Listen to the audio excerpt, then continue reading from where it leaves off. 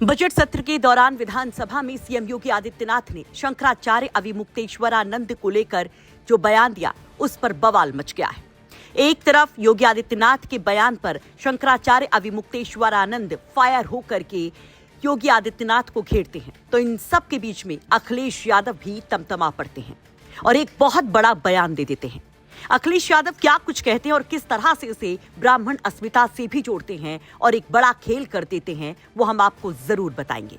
लेकिन उसके पहले योगी आदित्यनाथ का सदन में वो बयान जिस पर सोशल मीडिया पर भयंकर चर्चा है, जो भयंकर तौर पर वायरल है और जिसे भविष्य की सियासत से भी जोड़कर कई राजनीतिक विश्लेषक देख रहे हैं, वो बयान सुनिए। हर व्यक्ति शंकराचार्य नहीं लिख सकता। हर व्यक्ति हर पीठ के आचार्य के रूप में जाकर के जहां तहां वातावरण खराब नहीं कर सकता। उन मर्यादाओं का पालन सबको करना होगा। और अगर वो शंकराचार्य थे तो क्यों आप लोगों ने लाठीचार्ज किया था वाराणसी में?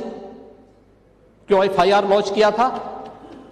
आप नैतिकता की बात करते हैं। इस पर शंकराचार्य भी तमतमाते हैं। शंकराचार्य सवाल उठाते हैं कि आखिर योगी आदित्यनाथ को किसने अधिकार दिया कि वो तय करें कि शंकराचार्य कौन है कौन नहीं।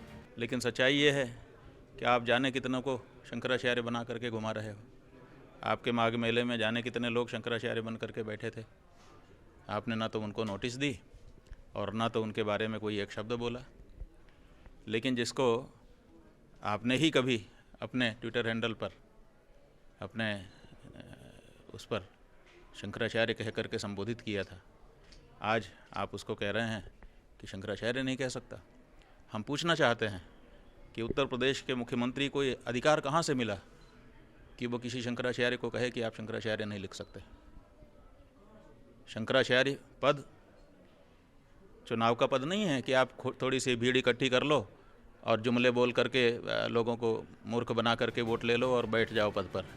दरअसल इस पूरे विवाद की शुरुआत हुई थी विधानसभा में नेता प्रतिपक्ष माता प्रसाद पांडे के सवाल से। समाजवादी पार्टी के नेता प्रतिपक्ष माता प्रसाद पांडे ने शंकराचार्य अविमुक्तेश्वरानंद को लेकर मौनी अमावस्या की घटना पर सरकार से सवाल पूछा। इस पर योगी आदित्यनाथ खुलकर बोले और जब बोले तो उन्होंने कई अहम बातें कही। इधर सपा के नेता प्रतिपक्ष माता प्रसाद पांडे सदन में मौनी अमावस्या को ही घटना, संतों और बटुकों के साथ मारपीट और शंकराचार्य के सम्मान को लेकर सवाल पूछते हैं। उस पर योगी का बयान आता है। कहते हैं कि हर व्यक्ति शंकराचार्य नहीं हो सकता और कोई भी हर पीठ के आचार्य के रूप में जाकर वातावरण खराब नहीं कर सकता। कहते हैं कि सबको मर्यादाओं का पालन करना होगा और इसी पर अखिलेश यादव तमतमा उठते हैं। अखिलेश यादव सोशल मीडिया पर एक बड़ा पोस्ट कर कहते हैं, पहन ले कोई जैसी भी चोले पर उसकी वाणी पोल खोले। परम पूज्य शंकराचार्य जी के बारे में घोर अपमानजनक अपशब्द बोलना शाब्दिक हिंसा और पाप है। ऐसा कहने वाले के साथ साथ उनको भी पाप पड़ेगा जिन्होंने चापलूसी में मेजें थपथपाई हैं। जब भाजपा के विधायक सदन के बाहर जाएंगे और जनता का सामना करेंगे तो जनता सड़क पर उनका सदन लगा देगी। जो महाकुंभ की मौतों पर सच्चे आंकड़े नहीं बताते हैं, कैश में मुआवजा देकर उसमें भी भ्रष्टाचार का रास्ता निकाल लेते हैं, जिन तक मुआवजा नहीं पहुंचा उनका पैसा कहां गया ये नहीं बताते हैं, अपने ऊपर लगे मुकदमे हटवाते हैं, वो किसी और के धर्म पद पर सवाल उठाने का नैतिक अधिकार नहीं रखते हैं। अपने बयान में उन्होंने कानून का शासन बोल दिया। जैसे इस बात पर उनका ध्यान जाएगा, वो विधि का शासन बोलने के लिए क्या दोबारा सदन बुलाएंगे या इसके लिए एक टांग पर खड़े होकर लड़खड़ाता प्रायश्चित करेंगे। जब इंसान नहीं अहंकार बोलता है तो यही होता है। अहंकार संस्कार को विकार में बदल देता है। वो व्यक्ति समाज में मान सम्मान खो देता है, जिसके बारे में ये कहावत प्रचलित हो जाती है कि जब मुंह खोला तब बुरा बोला।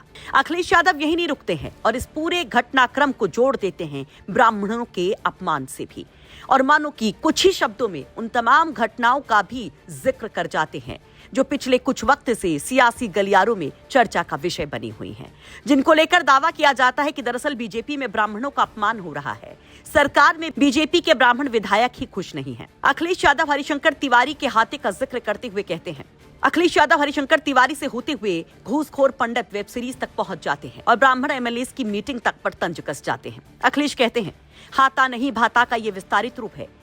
यही सच्ची सच्चाई है। जिस समाज के खिलाफ रहकर उन्होंने हमेशा अपनी नफरत की राजनीति की है, उसे धर्म के मामले में भी अपमानित पराजित करने का ये उनका अहंकार है। इनका बस चले तो जो विवादित फिल्म आई है उसका नाम बदले बिना ही रिलीज भी कर दें और टैक्स फ्री भी कर दें। अगले चुनाव में समाज एक एक वोट उनके खिलाफ डालकर अपने अपमान और उनके प्रदेश अध्यक्ष के नोटिस का सही जवाब देगा। उनकी सरकार हटाकर नई सरकार बनाएगा। फिर इत्मीनान आराम से मिलजुल कर बेधड़क दाल बाटी खाएगा। आगे कहते हैं, शंकराचार्य जी पर दिया गया अभद्र बयान सदन में हमेशा के लिए दर्ज हो गया है। उनके इस बयान को हम निंदनीय कहें तो निंदनीय शब्द को भी निंदनीय महसूस होगा। यानी कि अखिलेश यादव यहाँ पर न केवल शंकराचार्य अविमुक्तेश्वरानंद पर बोल करके सनातन के नाम पर हिंदुओं को बड़ा संदेश देने की कोशिश करते हैं, बल्कि जातिगत आंकड़ों के हिसाब से भी बड़ा खेल कर जाते हैं, ब्राह्मणों को एक मैसेज देकर। शंकराचार्य अविमुक्तेश्वरानंद महाराज बनने के पहले उमा शंकर पांडे थे। एक ब्राह्मण परिवार में ही उनका जन्म हुआ था। लेकिन जिस तरह से अखिलेश यादव ने ये दोहरी चाल चली है, इस पर आप क्या कहेंगे? कमेंट बॉक्स में अपनी राय जरूर रखिए। ब्यूरो रिपोर्ट, यूपी तक।